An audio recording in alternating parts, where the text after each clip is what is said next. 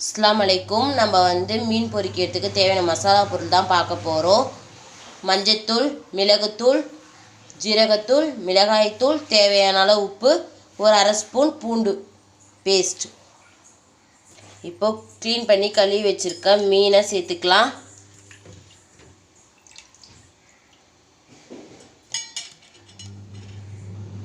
மீன் மசாலா கூட நல்லா மிக்ஸ் பண்ணிக்கலாம். மீனில் மசாலாலாம் நல்லா மிக்ஸ் பண்ணியாச்சு. இப்போ இது ஊறட்டும். கடாய் சூடாயிடுச்சு. தேவையான அளவு ஆயில் சேர்த்துக்கலாம். ஆயில் நல்லா சூடாகட்டும். ஆயில் நல்லா சூடாயிடுச்சு.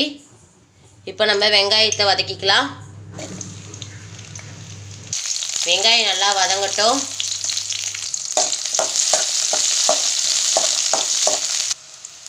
இப்போ தக்காளி சேர்த்துக்கலாம். தக்காளி சின்ன தக்காளி நம்ம 3 சேர்த்துருக்கோம்.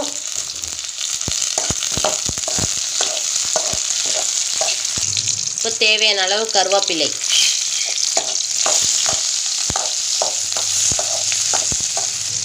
நல்லா வதங்கிடுச்சு. இப்போ நம்ம எடுத்துடலாம்.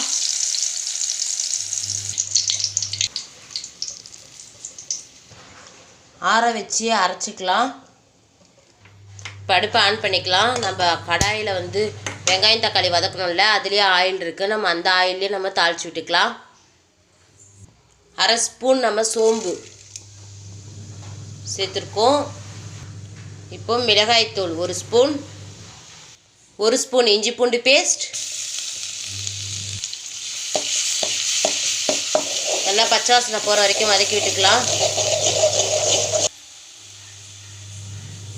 இப்போ நம்ம அரைச்சி வச்சுருக்க பேஸ்ட்டை சேர்த்துக்கலாம்.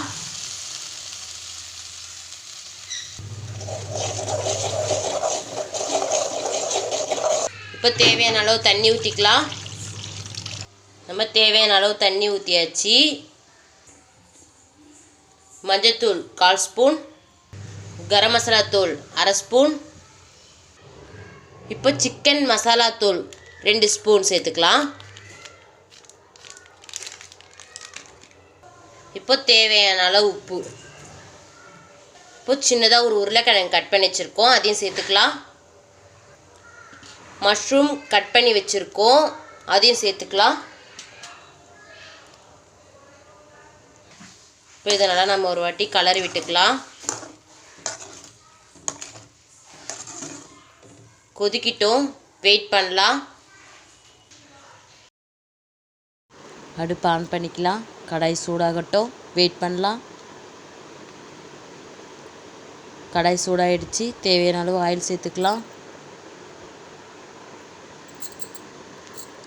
ஆயில் நல்லா சூடாகட்டும். ஆயில் நல்லா சூடாகிடுச்சு. ஒவ்வொரு மீனாக நம்ம சேர்த்துக்கலாம்.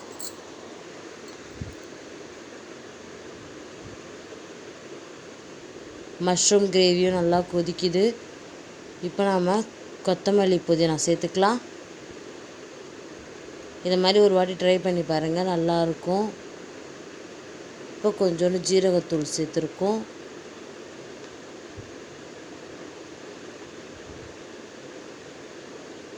மீனும் வெந்துடுச்சு. இப்போ திருப்பி போட்டுக்கலாம்.